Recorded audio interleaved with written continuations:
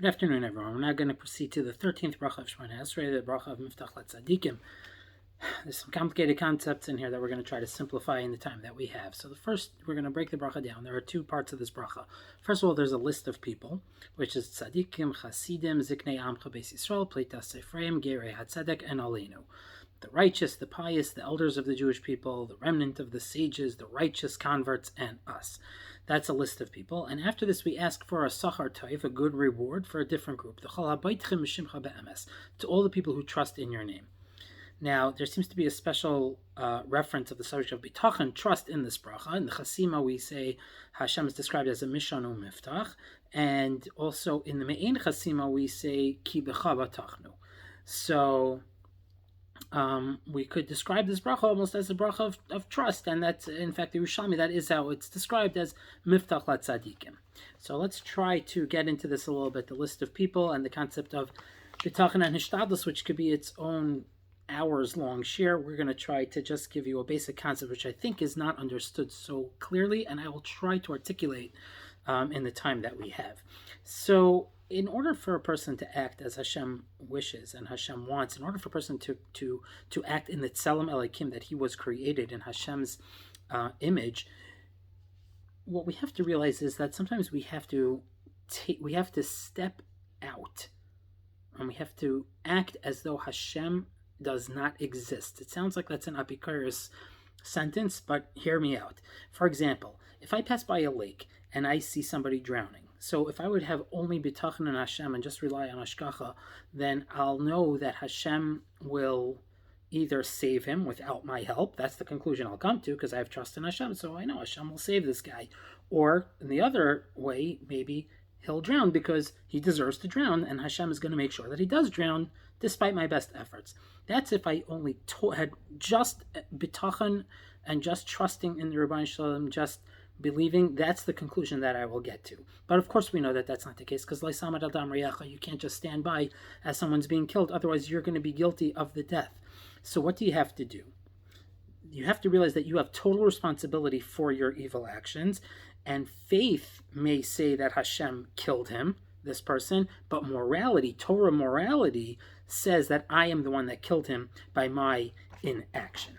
So there's this concept of mivtach, of trusting in Hashem, only goes so far. Really what we're saying is we're taking ourselves out of it, and we have to consider what the desired end is. What is desirable in terms of the objective value of not just what I want.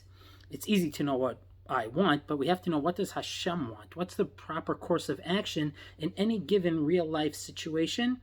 We have the tools to try to understand what they are, but we have to make sure that we are doing what Hashem wants. So it's a little complicated, but I'm going to try to simplify again. You have to choose not based on my desires of what I want, but I have to choose based on my moral decision-making ability. And also, we're not trusting that Hashem will necessarily agree with what we choose to do.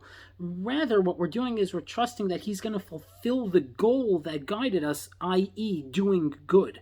What we want to do is make sure that we're doing good, and we're trusting in the Rebbeinu Shalom that he is fulfilling that goal of ours, which is the goal of doing good. So now we could try to understand the bracha a little bit. So here we go.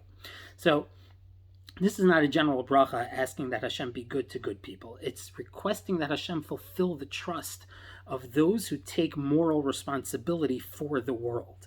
Okay, we're not asking for prosperity or health. They have their own brachas. Here we're asking for a sachar toiv, a good reward. What does that mean? Not a reward for good deeds, a reward of good, of the fulfillment of the goal of good, the actualization of the attribute of trust. That's what we're doing.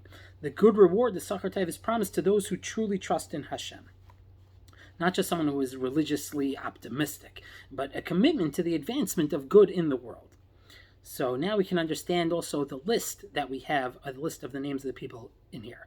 We have the al tzadikim v'al chasidim, but the al ziknei amcha beis Yisrael and the pleitas Ephraim, those two groups of people are people who have positions. They're people, they have public responsibilities, leaders, rabbanim.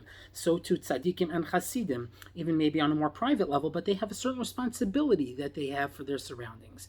If it was just a request for good reward for good people, then there wouldn't be a need to have such a long list. We would just say that the tzadikim should get good. Why do we have all this list? The aim of the list is to emphasize that we're referring to those who are responsible, each person in their own realm. I don't want to be myrich on that right now, for advancing the good in Hashem's world. Now, the same holds true for another group, which is the Gerei HaTzedek, which is very rare that we talk about Gerim, because generally Gerim, we don't care. Once they're Megayer, they're part of the Jewish nation, so if they're good, they're good. If they're bad, they're bad. But we're not talking about reward for Torah observance now. We're talking about reward of trust. So there's a special category for those who made a further step.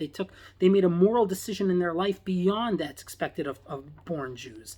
They became Gerim, so they have even more of this aspect of trust in Hashem. So now the reason, what we're davening for here is that the Simcha Kenu Imahem, place our lot among those that we mentioned, V'loi Nevash, we shouldn't be ashamed. Help us honestly make the right decision so that we could be counted among those who truly trust in the Rabbeinu Shalom and who trust in the Mission U'Mivtach L'Tzadikim.